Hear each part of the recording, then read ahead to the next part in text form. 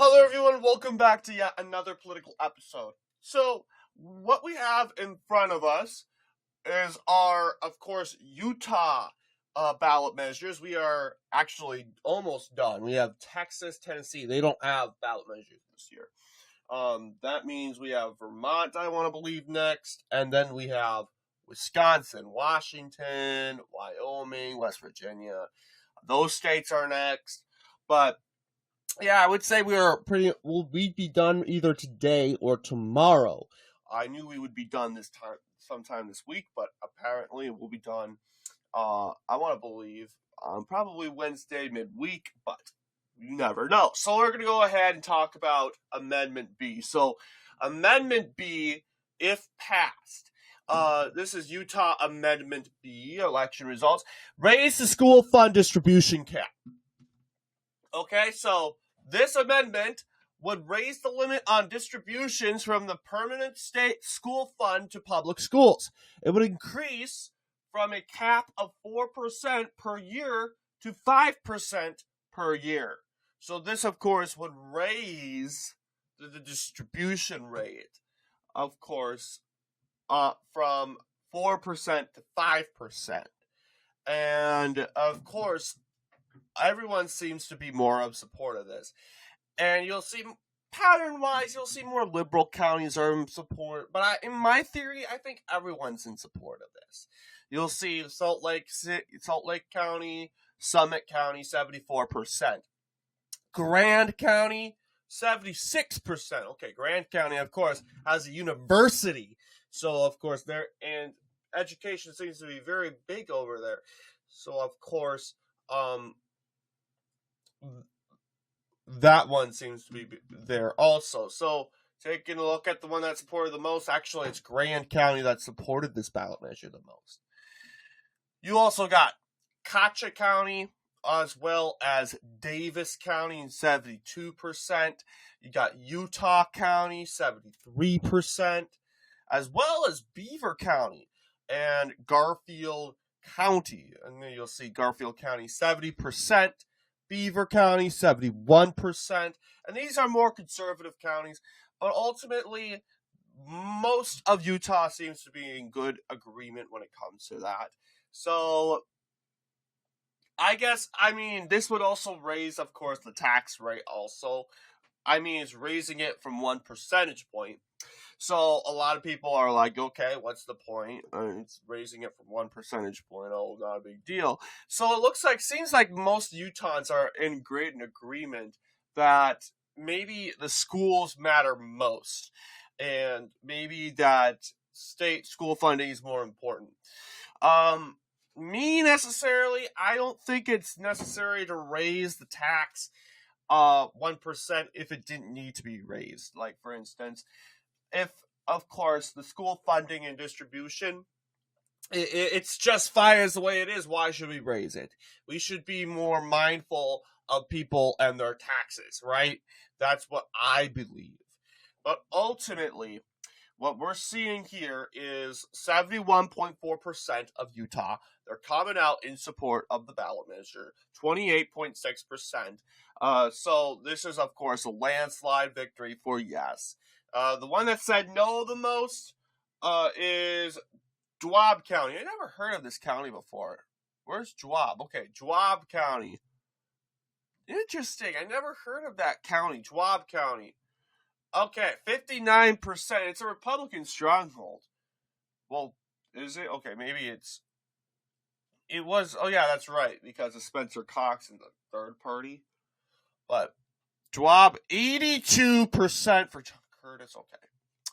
87% for Donald Trump. So it's a Republican stronghold, all right. Very, very Republican. Almost 90%, if you will. Joab County, 59%. They're for it. They're not going against it. But you got a sizable margin. 41% of people. They're saying, no, we don't really feel comfortable with the ballot measure. We don't really feel that we need to raise the tax 1%. So that's kind of their feeling when it comes to that. Also joining is Utah County. Utah County. I think it's Utah. 60% for. But yes, you'll see. I mean, Joab almost got to 60%. But still in the 50% range. Okay, so elections of county sheriffs. Okay, this one passed very easily without real opposition. 82.7%, 17.3%. A lot of people seem to be on board on this. Even the red counties here, you'll have Salt Lake County. And plus, besides, I think BLM would be in support of this also. And the progressive racial left, in other words. Because then again, they get to say, oh, which cop's good, which cop's bad, even though I think that's ridiculous. But I'm just saying, this is probably why a lot of leftists were on board. And I don't think there would be a reason why they wouldn't be. I mean, democracy, I think we should choose our sheriffs. And in Minnesota, we get to elect our sheriffs, our county sheriffs. So I don't really know why Utah, that's not the case in Utah.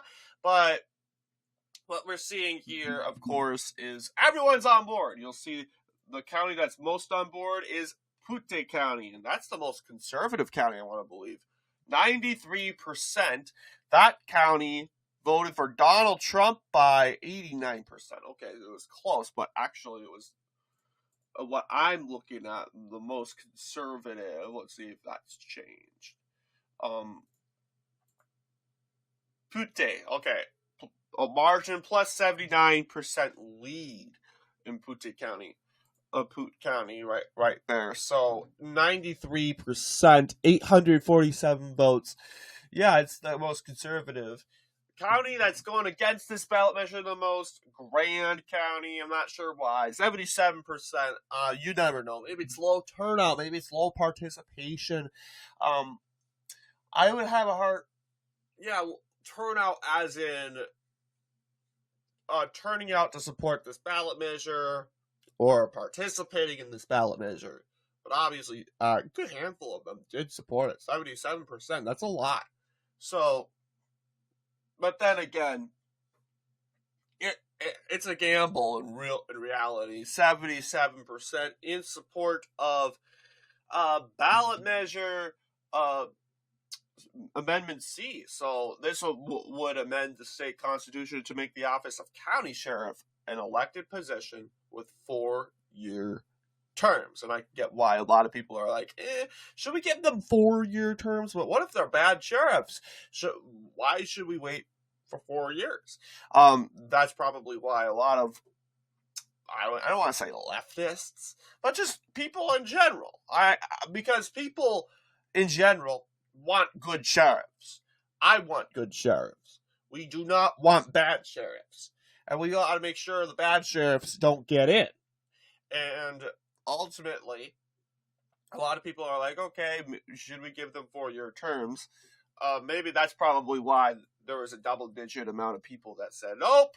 17.3% saying no, thank you, to the, of course, ballot measure at hand. But anyway, what do you guys think in regards to this video? Let me know down below. And as always, I'll see you all in the next political episode.